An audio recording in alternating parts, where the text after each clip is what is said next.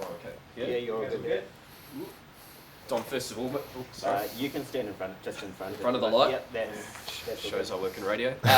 Just talk us through Friday, because I guess you're on the bench, you're probably thinking, 20, 25 minute stint, and then all of a sudden ripping straight into 80 minutes. How was the first game of the season for you?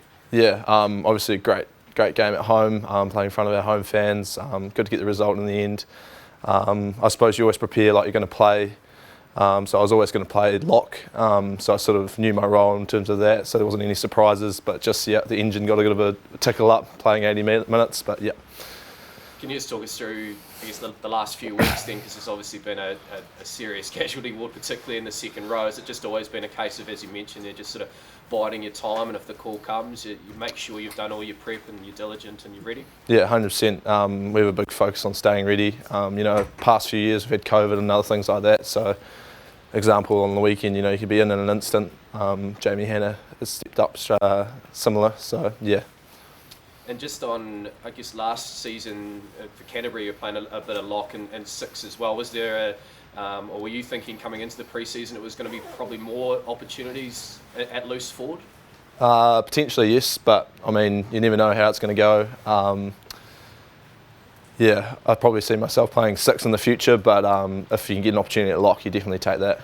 And I guess that obviously helps your selectability, if that's a word, but to have that versatility to go both ways, it's still a key area of your game, point of difference? Yeah, 100%. Another string in the bow, being able to cover that, especially coming off the bench or things like that, yeah, definitely an asset.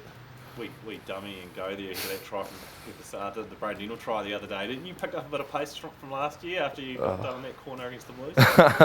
I'm not too sure about that, to be honest. Still working on it, but just play what's in front, and glad that we got the result in the end. Have you, after last year, did you make some changes in the off season, or have you gotten bigger or heavier? What have you done? Yeah, definitely with the way the game's trending, definitely tried to put on some size throughout the off season. Particularly, going playing Europe with the All Blacks 15, they're definitely a lot bigger teams over there. So yeah, over the off season, I was focusing on that. How much are you enjoying it? I mean, you were saying before, six is probably more your thing, but just that challenge of playing a lock with Scott, when the team's so short at lock at the moment. Yeah, I really enjoy the line-out aspect of it. Heavily involved. It's pretty easy when you're playing alongside a guy like Scott Barrett. He's a great leader, especially as a young guy. He always not nurses me through, but looks after me. And also scrumming behind Joe Moody, it doesn't really get much better than that. So yeah. When you look at that Reds pack, what sort of stands out to you? I think they've got a lot of talented ball carriers. We're definitely having a big focus on putting them on the ground. I think you've got the likes of Harry Wilson, strong hunter of Fraser McWright. So yeah, definitely a good challenge there.